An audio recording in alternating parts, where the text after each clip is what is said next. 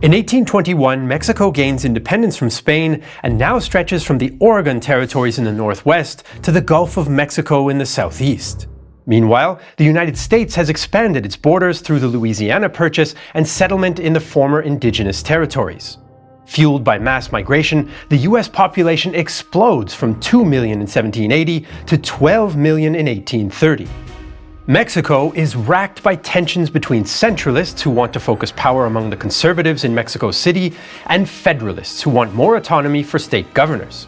These struggles, including frequent changes in government, mean Mexico's far-flung territories are sparsely developed.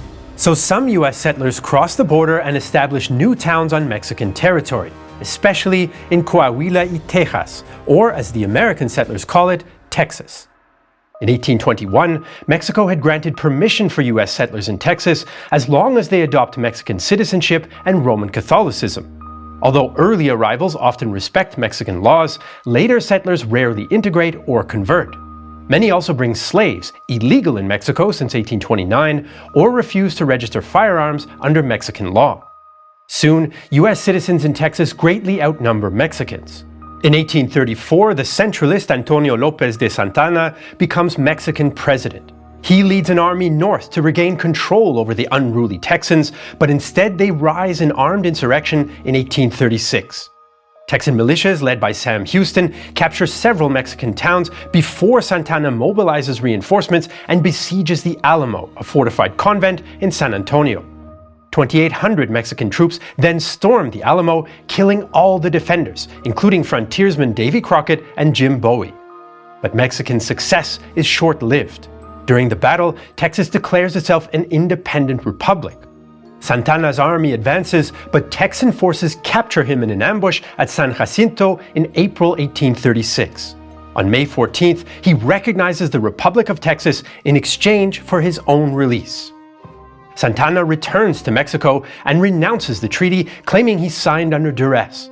After a short exile, he wins a fifth term as president in 1839, but his centralist policies spark several provinces to declare short-lived independence. Mexico is unstable, but the Texan Republic is vulnerable as well. Mexico's military potential dwarfs that of Texas, and they still disagree on the border. Texas claims territory down to the Rio Grande River, while Mexico claims territory up to the Nueces River. Indigenous tribes like the Comanche are active in the region and contribute to tensions. After a campaign of raids in Texas, Sam Houston makes peace with the Comanches in 1844, who then raid more into Mexico. Mexico accuses Texas of facilitating the raids, especially as the Comanche trade stolen horses and livestock to Texans in exchange for guns. Texas looks abroad for support, including to Britain, but soon talk turns to US annexation. Many Texans favor a US takeover for both security and cultural reasons, but the issue is divisive in the United States. The Democratic Party generally supports annexation, while the Whig Party, which includes many abolitionists, opposes it. Northern Whigs fear the addition of a large slave-holding state could upset the delicate political balance between free and slave states. Santana also threatens war if the US annexes Texas. In March 1845, the new Democratic president and ardent expansionist James K. Polk pushes annexation through Congress, and Texas becomes the 28th state. In Mexico, uprisings against Santana's dictatorial regime have forced him back into exile, but his successors say they're still willing to go to war over annexation. With tensions high, Polk sends General Zachary Taylor and 4,000 troops, which is around half of the US Army, from their camp at Corpus Christi to the Rio Grande in February 1846. Taylor, known as Old Rough and Ready for his casual style, is popular with the rank and file, although at least one German immigrant in an Illinois regiment is unimpressed. Taylor is short and very heavy, with pronounced face lines and gray hair. Wears an old oilcloth cap, a dusty green coat, a frightful pair of trousers, and on horseback, looks like a toad. After Mexican General Pedro de Ampudia demands US troops withdraw to the Nueces, Taylor orders a detachment of dragoons to reconnoiter Mexican positions. On April 26th, Mexican forces ambushed the US riders at a ranch in the disputed border zone, killing about a dozen and capturing the rest. Taylor informs Polk on May 10th. Hostilities may now be considered as commenced. The border dispute has drawn blood. Polk asked Congress for a declaration of war, citing not only the ranch attack, but also Mexico's failure to pay reparations for US property damage in Mexico's War of Independence against Spain decades before. President Polk tells Congress, "The cup of forbearance had been exhausted even before the recent information from the frontier of the Rio Grande. But now, after reiterated menaces, Mexico has passed the boundary of the United States, has invaded our territory, and shed American blood upon the American soil." But not all agree with the president, especially anti-war Whigs like Joshua Giddings of Ohio. "In the murder of Mexicans upon their own soil, or in robbing them of their country, I can take no part either now or hereafter. The guilt of these crimes must rest on others. I will not participate in them." A young congressman from Illinois, Abraham Lincoln, challenges Polk to explain exactly where US blood was spilled. Even so, many anti-war Whigs eventually do vote for war. This is partly due to Polk's refusal to separate a declaration of war from other practical defense measures, as well as widespread public support for action against Mexico. Others want to spread US political ideals. The questions of war and slavery are only incidental ones, which can easily be pushed aside. But the question of extending constitutional republican institutions over this whole continent is one of the broadest, noblest, and most important that was ever presented to any nation. The Declaration, signed May 13, 1846, orders a doubling of the regular army and raising 50,000 volunteers. This is vital as Mexico's 40,000 troops greatly outnumber the US Army. In 1846, the US has around 7,500 regular troops, plus militias. The tiny army means many men avoid a career in the military because of a lack of promotion opportunities, poor pay, and harsh conditions. As a result, 47% of regular troops are immigrants, especially Irish and Germans like Frederick C. Love for my new homeland was definitely not the reason I became a soldier. My 6 to 7 month stay in the United States certainly instilled no patriotism in me. When natives felt well disposed towards us Germans, they thought it flattering to call us sauerkraut. Usually, they labeled us the goddamn Dutch. This asinine rebuff considerably dampened my ardor for becoming a soldier. However, the promise of regular pay, food, and accommodation appeals to those with few options. Some commanders have experience fighting indigenous tribes, but few have fought a large standing army, and some are appointed for political reasons. One soldier complains about Polk ally General Gideon Pillow. Pillow is about as consummate an ass as any army, modern or ancient, has ever been inflicted with. Most US troops are armed with flintlock muzzleloaders, although some have percussion-capped muskets. The US military has excellent light artillery and new tactics for their use. Samuel Ringgold pioneers mobile, horse-drawn flying artillery, and the Army has skilled engineers and surveyors. The US's stronger industrial economy also means it's better prepared economically than Mexico. Meanwhile, in Mexico, soldiering was traditionally considered a noble profession with strong unit identities, but by 1846 it has suffered from revolts and disunity. Talented officers are purged for political reasons, and some commanders are unreliable. For example, in December 1845, General Mariano Paredes moves his troops not north towards the border, but south and takes over the government. The need for troops to respond to internal political threats limits mobilization. Equipment is also lacking. Most Mexican infantrymen carry outdated muskets, including discarded British models from the Peninsular War, which are inaccurate and prone to fouling. Hi guys, Jonathan Ferguson here, Keeper of Firearms and Artillery at the Royal Armouries Museum in the UK, and thank you so much to Real Time History for asking me to come on and talk a bit about this, the India pattern musket. So that's a modern name. At the time they'd have just called it the Land Service musket, or Land Service pattern. It is a simplified design of the already quite old Brown Bess, flintlock musket as used by the British from about 1700. First pattern is 1730 and it becomes standardized. And they get ever simpler. The big leap in simplification to make these things quicker and easier and less costly to make was borrowing this design, this basic design, from the East India Company. That's why it's called the India pattern musket. And I gather that the Mexican army was primarily equipped with these British muskets, which is really interesting. But they had some problems. And I think those problems are going to primarily stem from how old these things would have been by 1846. So this pattern with the S-shaped cock here, that comes in 1797. And there's an improved, strengthened version of that cock that is on the later version from 1810. So I don't know which specific variant the Mexicans were using. Quite likely both. I'd love to dig into more of how they got these things and all the details. But 3 million of these get made because of the Napoleonic Wars primarily. So there'll be a lot floating around, available to other countries. Portugal, for example, makes extensive use of British pattern flintlock stuff, and it turns out Mexico as well. So they are physically going to be worn out, quite likely, depending on, obviously, how much use they see. The guys have told me that at least one musket had the barrel held in with a leather thong. If it's got that problem going on up here, I dread to think what's going on ignition-wise. And that's another problem that we know they ran into, guns failing to go off. Part of that is poor quality powder, I'm told. And overcharging is going on as well. Now that stands to reason. If your powder isn't producing enough of a bang, you're going to try and put more in to remedy that. All that's going to do is make the fouling worse. Now, at the best of times, so this is an excellent weapon when it's in decent condition, it's well maintained, it's not raining.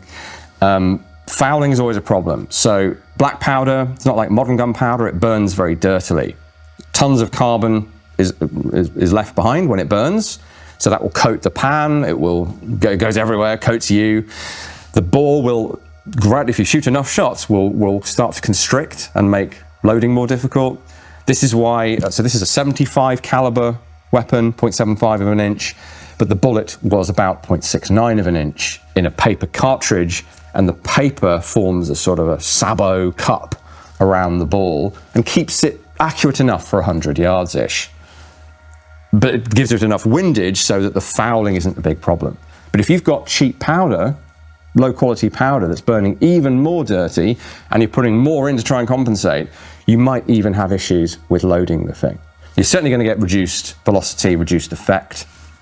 What little accuracy it does have at 100 yards is going to degrade. But then, even more critical than that is the touch hole. So in there is a hole.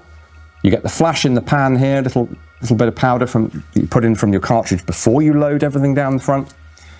That has to be able to flash through this hole into the chamber to fire the main charge. If it can't, you're just going to get the flash in the pan. Hence the expression, flash in the pan.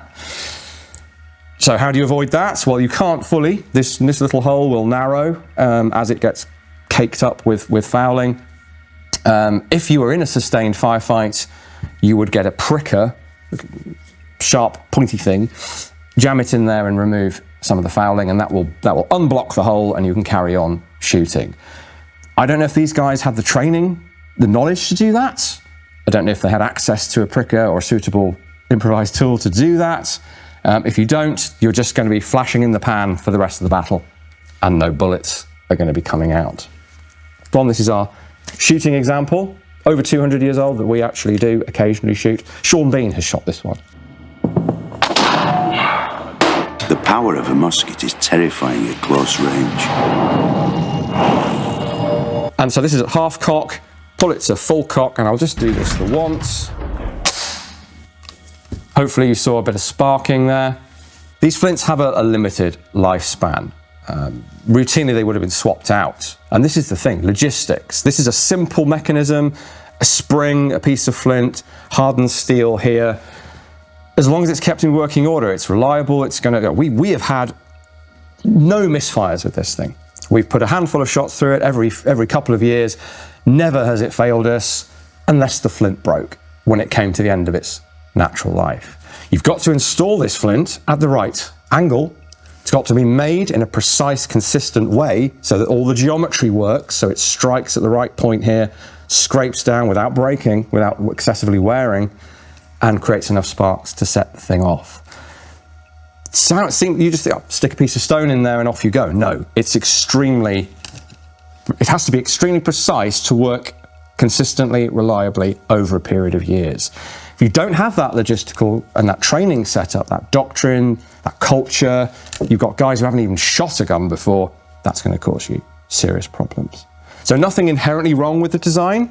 The 1777 pattern fans in the comments can argue, but this is a very sound basic design. The other thing, of course, is the bayonet. It's a single shot weapon, as most were at this time. When you're ordered to, you would fix bayonets. You can still load and fire if you need to, but then you're using it as essentially a small pike. That's pretty key to the weapon system. So really, the problems that the Mexicans are experiencing are generic to a flintlock musket, and that would include poor weather, hopefully not a problem here. Not specific to the British musket, but it's really fascinating that it was the British India pattern that ended up in Mexican hands against the United States. Mexico also mostly uses older Spanish cannons based on Napoleonic Gribeauval carriages with low-quality ammunition. Mexican cavalry, though, are highly skilled horsemen, but they suffer from a lack of coordination with infantry and artillery. The cavalry was drilled only in regiments. The artillery hardly ever maneuvered and never fired a blank shot. The general in command was never present on the field of maneuvers, so that he was unable to appreciate the respective qualities of the various bodies under his command. Geography also plays a role. The US can rapidly move troops and supplies via the Mississippi and its superior navy in the Gulf of Mexico, while Mexican troops must cross harsh desert-like conditions on foot to reach the front. Although Mexico can quickly raise large armies, it struggles to feed them, and armies often depend on camp followers like their wives and mothers for supplies. A reporter describes the so-called soldaderas. The woman of 60 or more years, the mother with her infant wrapped in her rebosa, the wife, the youthful señorita frisking along with her lover's sombrero upon her head, even the prattling girl who'd followed padre and madre to the wars. Mexican commanders tried to limit female camp followers to modernize logistics and remove women from harm, but they don't develop a viable alternative, and soldaderas also function as foragers, cooks, and nurses. The women also help to prevent desertion, which remains common due to irregular pay. Mexican officers often avoid aggressive maneuvers so they can keep their troops under close supervision. But desertion is not just a Mexican problem. Before hostilities open, around 200 US troops defect. Many joined the artillery-focused San Patricio battalion, most of which is Catholic and 40% of which is Irish. Mexico offers incentives for defectors, although US anti-Catholic sentiment also contributes. Polk hopes his declaration of war and a $10 million war chest will quickly mobilize a new army. But even before his May 13th declaration, decisive battles are being fought. On May 1st, Taylor marches with 2,200 men from Fort Texas to secure his supply depot at Point Isabel. Mexican General Mariano Arista, now the only Mexican army in the north after Paredes moves south, intercepts Taylor on the return journey at Palo Alto on May 8th. Arista outnumbers Taylor 2-1, but he stays on the defensive and the battle becomes an artillery duel. Older Mexican guns fall short, allowing US troops to dodge cannonballs rolling towards them. Meanwhile, US flying artillery advances and fires quickly. At the end of the day, Mexican troops withdraw with 100 killed and 120 wounded. US casualties are 9 killed and 44 wounded, including the mortally wounded Ringgold. Arista reforms his army at Resaca de la Palma, a dried-up tributary of the Rio Grande.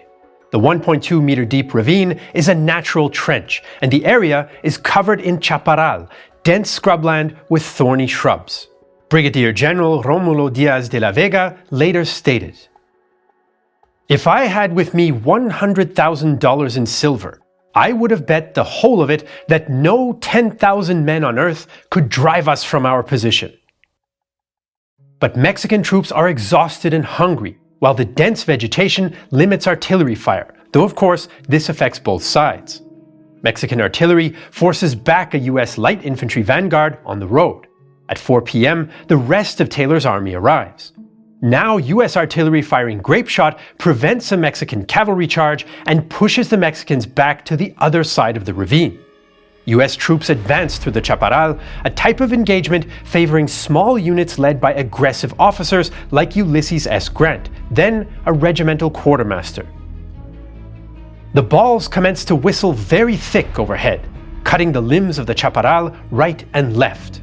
We could not see the enemy, so I ordered the men to lie down, an order that did not have to be enforced. A group of US infantry worked their way around the Mexican left flank, capturing guns and approaching Arista's tent. As the Mexican left collapses, US dragoons charge straight through Mexican lines, capturing De la Vega. But the American cavalry cannot capture the guns, so US infantry move up for hand-to-hand fighting. The US troops repel a last-ditch cavalry charge by Arista, and Mexican troops flee the field. This first major infantry battle costs Mexico 154 killed, 205 wounded, and 156 missing, around 15% casualties. US losses are 49 killed and 83 wounded, around 9%. After US victories at Palo Alto and Resaca de la Palma, Taylor crosses the Rio Grande and occupies Matamoros without a fight. As his troops enter Mexico, fresh opportunities for American expansion open up elsewhere. Although publicly Polk only talks about acquiring Oregon and Texas, privately he also wants Mexican California and New Mexico. Northern Alta California is sparsely settled, with around 5,000 non-indigenous people, including 4,000 of Hispanic origin and 400 US, mostly in religious missions. The trickle of US settlers into California stands in contrast to previous years of Mexican settlement stagnation.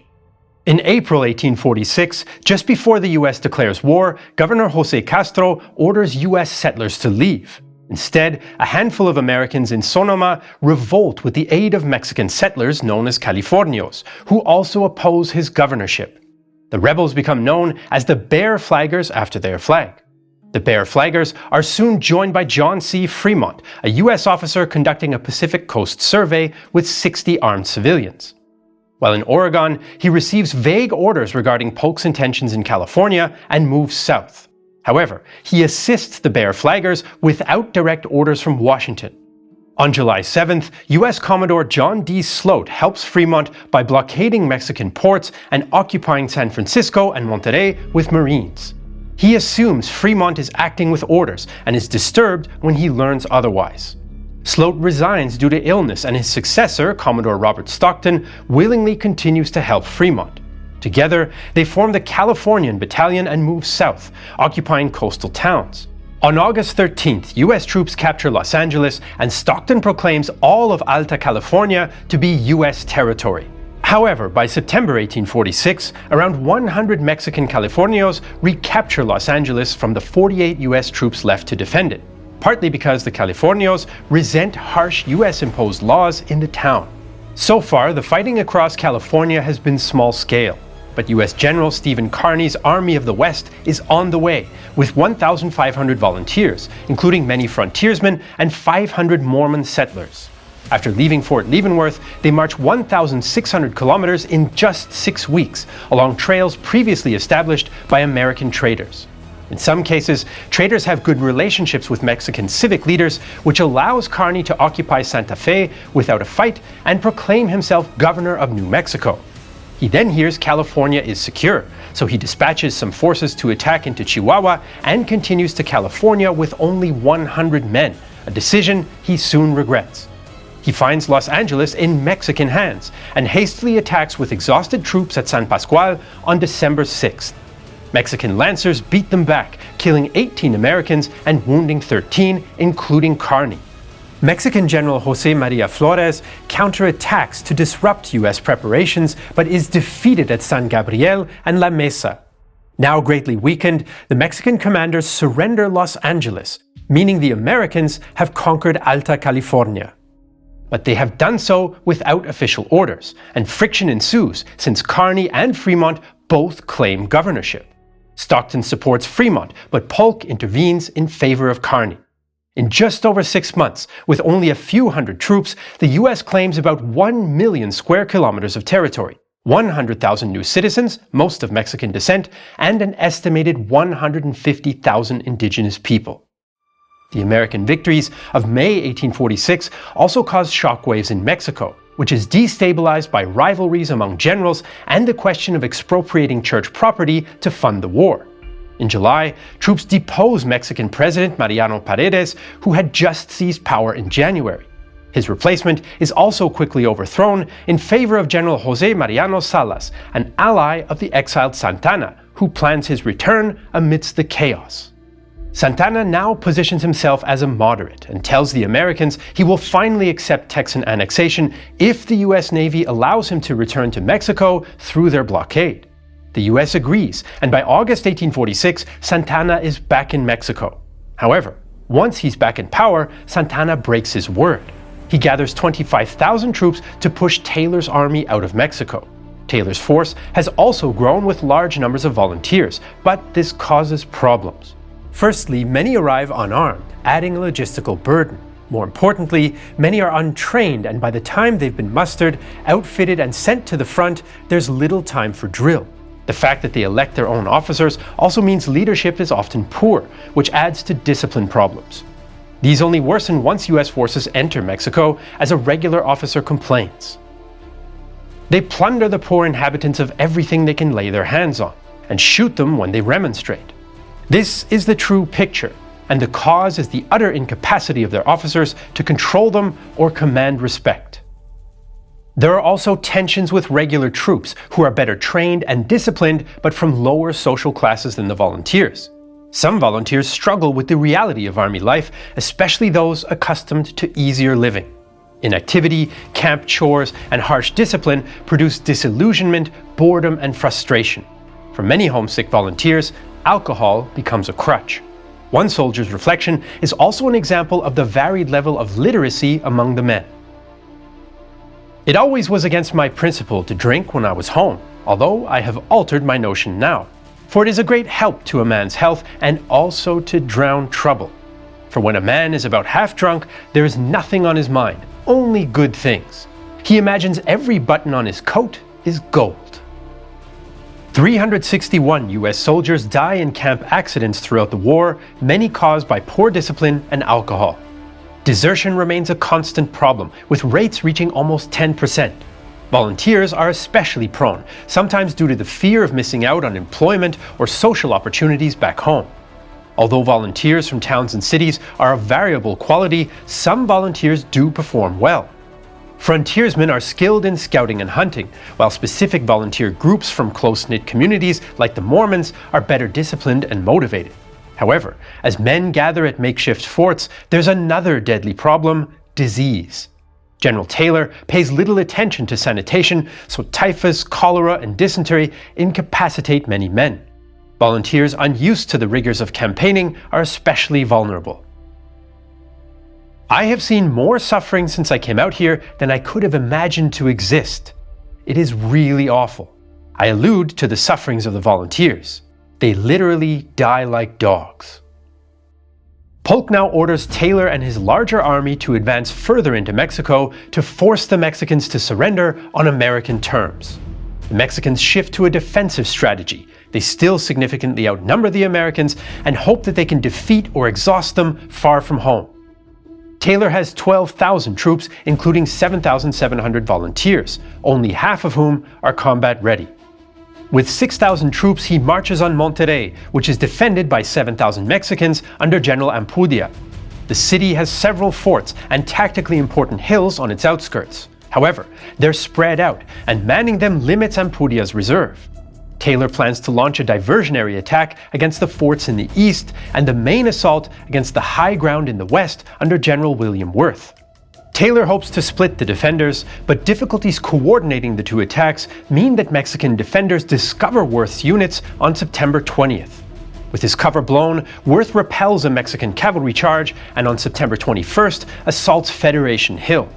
After Texas Rangers scout a path, US troops take the position by storm after a short fight.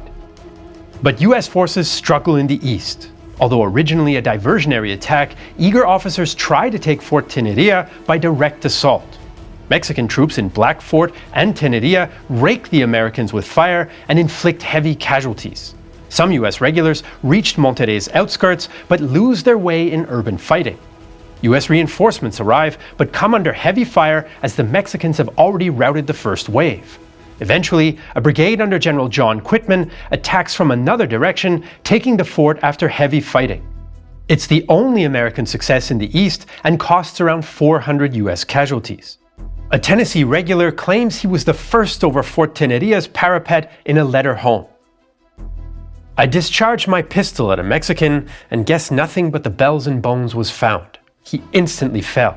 He was trying to load the cannon, but he was too late. I sent him to another world. Fighting resumes early on September 22nd. On Federation Hill, US troops fire captured guns onto Independence Hill in support of an assault on Fort Libertad. Surprised Mexican defenders engage in a short hand-to-hand fight before falling back to the Bishop's Palace.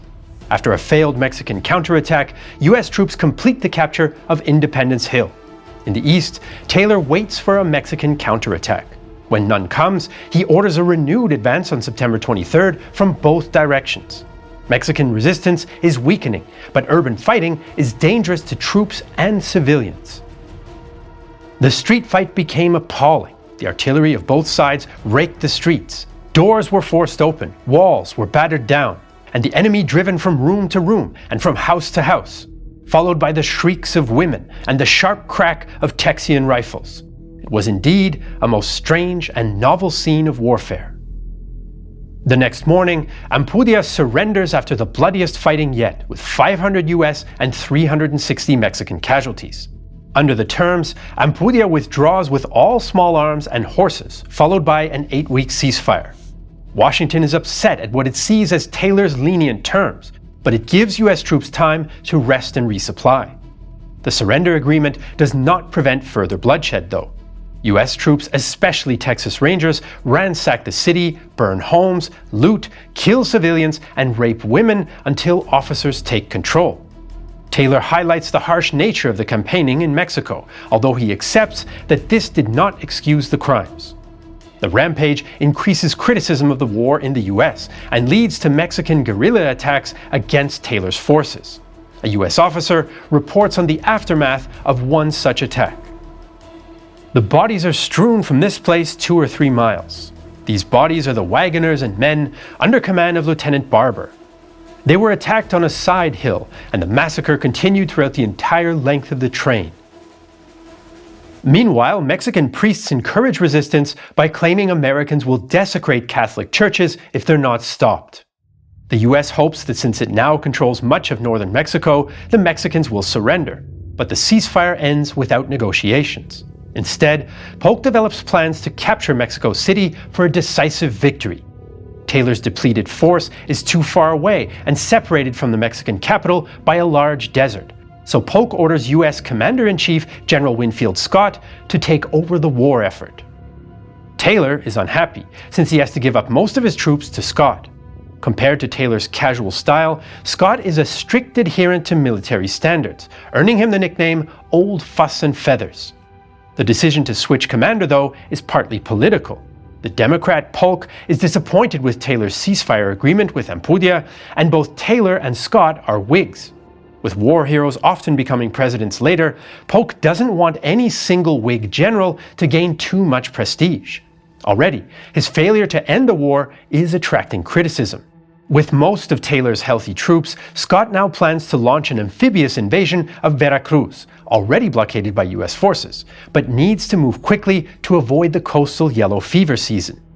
Santana learns of the US plan through intercepted messages. He realizes Taylor is weak, so he plans a knockout blow in the north before turning to defend Veracruz.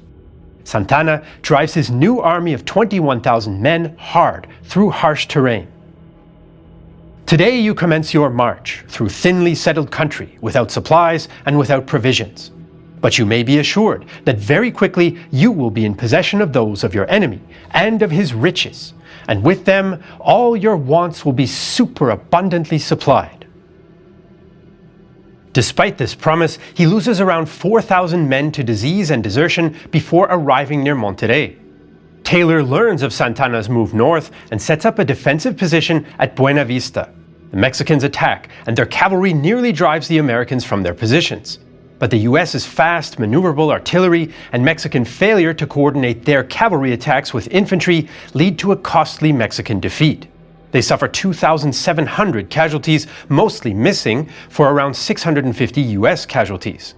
The defeat means Santana cannot repel Scott's invasion. On March 9, 1847, Scott lands 12,000 troops unopposed and quickly besieges Veracruz. After 3 weeks of bombardment and American promises for a disciplined occupation, the town surrenders on March 29th. Scott rapidly moves his troops inland along the well-maintained national highway towards Mexico City. Santana tries to make a stand at Cerro Gordo with 12,000 men, but he leaves some key hills undefended on the assumption that they're too steep for positioning artillery. US engineers, though, including Captain Robert E. Lee, develop a conveyor system to move men and guns up these hills. The next day, US forces attack the Mexicans from 3 directions, causing heavy losses and forcing Santana to withdraw. The Americans also kill many of the Mexican camp followers, including women, as a US trooper recalls. The most distressing of all was the sight of hundreds of dead soldaderas scattered among the bodies of their men. Scott has won at Cerro Gordo, but he's vulnerable. Like Taylor in the north, Mexican guerrillas are harassing Scott's supply lines, so he calls in troops experienced in the brutal counterinsurgency from Taylor's theater. Disease is also taking a toll again. Polk is appalled by Scott's supposed great military error, while foreign observer, the Duke of Wellington, comments, "Scott is lost. He cannot capture Mexico City, and he cannot fall back upon his base." Scott establishes a new base at the major town of Puebla, and reinforcements bring his army up to 14,000, 4,000 of whom are sick. Much to the surprise of his generals, he stops at Puebla for 10 weeks. It is utterly inconceivable that a population of this kind should inhabit such a beautiful and well-built city. Santana raises another army, but withdraws to defend the approaches to Mexico City and drum up popular resistance. National Guardsmen from across the country concentrate in the Valley of Mexico, but low pay and commitments from back home create frustration. Hard-working and honest artisans have abandoned their houses and families because they believed they would be here only a month at most. But when they see that combat is postponed and their families suffer the consequences, they will be able to do nothing except abandon the cause they embraced with such good faith. Even so, when Scott advances on August 7, 1847, Santana has around 30,000 troops. Many are around El Peñón, a heavily fortified position covering causeways passing through flooded fields. But Scott diverts his forces south towards weaker defenses around the Pedregal, an area of broken volcanic rock. As Santana moves south to defend San Antonio, he orders political rival General Gabriel Valencia to fall back to the village of San Angel with his 5,000 men and 22 guns. But Valencia ignores orders and forms a defense in the hills overlooking Pandiena, assuming the Pedregal to be impassable. US engineers, though, expand a mule path through the volcanic rock, which allows US troops to get behind Valencia. When Valencia hears the news, he reportedly replies, "No, you're dreaming, man." Some US forces distract Valencia with a frontal attack, while others move through ravines into his camp. The Americans fire one volley and charge at the bayonet, scattering the Mexicans. Mexico loses 700 killed, 1,200 wounded, and 850 captured, including 4 generals. US casualties are around 300. Santana now withdraws to a crossing at the Churubusco River, protected by a fortified monastery, earthworks, and a small moat. Scott orders a hasty pursuit, but his troops lack advanced scouting and strong artillery support. Mexican soldiers defeat a flanking attack and pour heavy fire onto the Americans' frontal assaults. A Mexican observer noted, "The Yankees died like ants." Mexican defenders, including the San Patricio Battalion, repel several attacks, but ammunition runs low and guns foul. The bridge falls to the Americans, who can now attack the monastery from 2 directions. After 3 hours, Mexican troops in the monastery surrender. The US have lost 137 killed, 865 wounded, and 38 missing, around 12% of the total force. Mexican casualties are unknown, but are likely around 1,000, with 2,000 more captured. Despite the losses, Santana successfully withdraws most of his forces to Mexico City, and the Americans are in no state to pursue. With both sides exhausted, they sign another truce on August 24th, but it collapses in just 2 weeks. Santana uses the time to prepare to defend Mexico City. Scott's options are limited. Flooded fields force US troops along elevated causeways towards Mexico City's fortified gates. Mexican troops also take up positions around Chapultepec Castle, Mexico's military academy. On September 8th, the Americans attack El Molino del Rey, a series of buildings reportedly being used to produce cannons near the base of Chapultepec. General Worth mistakenly thinks the position is abandoned and rushes in. Mexican troops open fire at close range, decimating the first US wave before counterattacking. But again, they struggle to coordinate cavalry and infantry. The US brings up artillery, Mexican ammo runs low, and the Mexicans withdraw. The US takes about 800 casualties, and the Mexicans perhaps 2,000. US troops discover that there was no cannon factory. The US now advance on Chapultepec Hill, protected by 800 Mexicans, including 50 teenaged officer cadets. The US bombards the position on September 12th, and the next day, American troops storm the hill from 3 directions with scaling ladders. A Mexican battery on the Tacubaya Road opens fire, which temporarily halts one assault column. Defenders also push down ladders and fire on US troops from above, wounding General Pillow and many others. As US troops crest the walls, they take few prisoners, and the battle becomes a hand-to-hand struggle as Mexican muskets break down.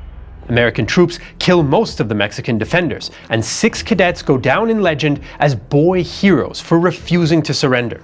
The last to die, Juan Escutia, reportedly wraps himself in the garrison flag before jumping or falling from the roof, but there's no reliable evidence for the story. With Chapultepec captured, the US quickly assaults the isolated San Cosme and Belen gates.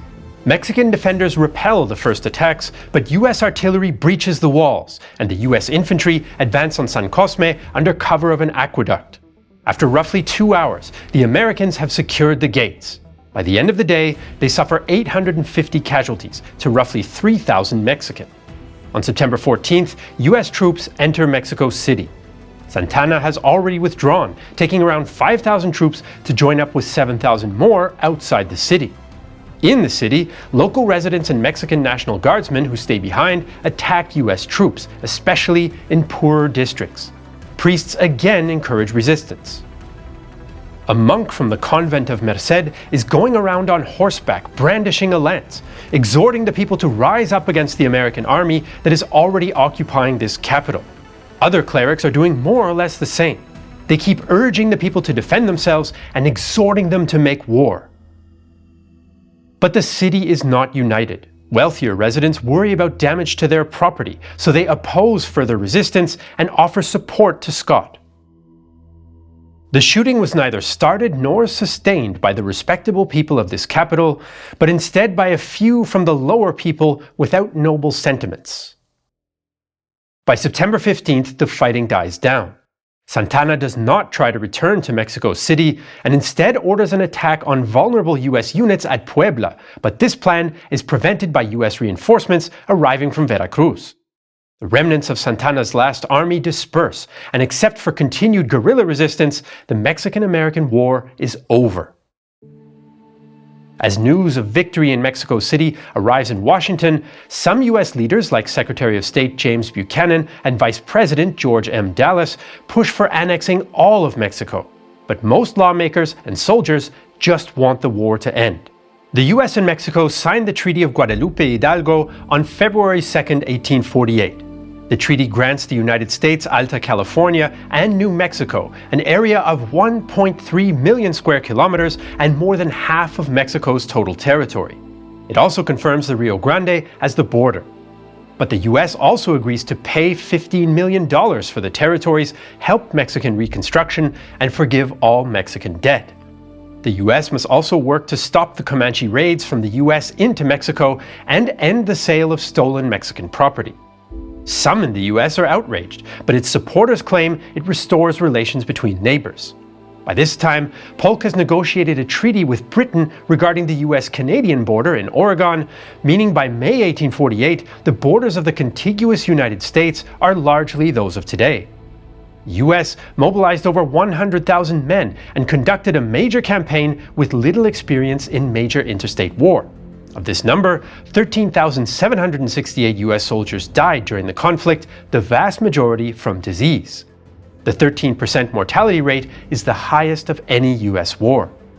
The war also cost around $100,000 at the time, although California soon proved to be incredibly wealthy in gold, spurring on the settlement of the West. The war also forges future US leaders. Taylor becomes president in 1848, as will wartime officer Franklin Pierce in 1853. Ulysses S. Grant, who will become president in 1869, will later be critical of the conflict. It was the most unjust war ever waged by a stronger against a weaker nation. Mexican casualties are harder to estimate, but are likely around 5,000 killed in battle, with an unknown number wounded or dying from disease.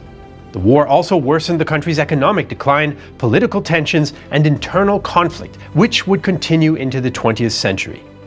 At the time, many Americans saw their victory as the triumph of a superior political and cultural system over a dysfunctional Mexican one. Many have since argued US triumphalism, combined with ideas of racial and religious superiority, grew into the concept of manifest destiny. The idea the US almost had a duty, perhaps God-given, to dominate the continent. The idea of manifest destiny, though, has been challenged.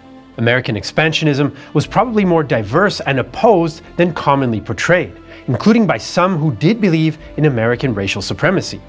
Few US officers described the war as any kind of racial, political, or religious crusade, but did worry about promotions or returning home. We have so many married officers who are crazy to get back to their families that their continued grumbling renders the rest of us nervous. Still, US divisions during the war affected Congress and the press more than the army at the front. On the other hand, frequent internal conflicts between Mexican leaders and generals did weaken their army. Contrary to popular belief, many Mexicans did rally to their nation's defense, but as the war dragged on and resources dwindled, it became harder to wage effective war. Economic disparity also played a critical role. The US was able to rapidly raise war funds, while Mexico, cut off from trade via the American blockade, could not. Attempts to raise funds from wealthier citizens or the church only contributed to internal divisions. US expansion via the war did exacerbate one of the deepest divisions in the country, though, the question of slavery. An 1850 compromise satisfied neither free nor slaveholding states, and both slaveholders and abolitionists saw opportunities in the new states. Less than 2 decades after the Mexican-American War, veterans like Ulysses S. Grant and Robert E. Lee would go to war again, this time on opposite sides. The battlefields of the 19th century sparked the imagination of the public through paintings, books, and toys like miniature soldiers. Founded in 1893, W. Britton is one of the oldest toy manufacturers specializing in historical and military figures. With their historically accurate, meticulously researched, hand-painted metal figures, W. Britton allows you to recreate moments of military history. Their catalog includes many different eras. Have a look at General Santana and Mexican soldiers as they were during the Battle of the Alamo. Or what about the Napoleonic Wars? W. Britton offers everything from French Imperial Guard infantry to British units and the Emperor himself. If you're more interested in the American Revolution, the American Civil War, or even World War II, check out their catalog for more military figures, artillery, civilians, and landscape elements. So whatever historical era you're most interested in, W. Britton allows you to recreate it and bring it to life in your own home. For viewers of Real-Time History, W. Britton has a special offer. Use the offer code REALTIMEHISTORY to get 10% off your purchase. If you want to learn even more about the history behind the W. Britton figures and their equipment, you can join the William Britton Collectors Club and receive your issue of The Standard, the Collectors Club magazine. packed full of fascinating facts and history written by specialist military historians and W. Britain collectors. Again, that's offer code RealTimeHistory to get 10% off your purchase. We want to thank W. Britain for sponsoring this episode.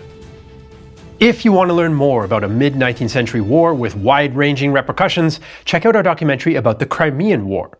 As usual, you can find all the sources we used in the video description below. And if you're watching this video on Nebula or Patreon, thank you so much for the support. We couldn't do it without you.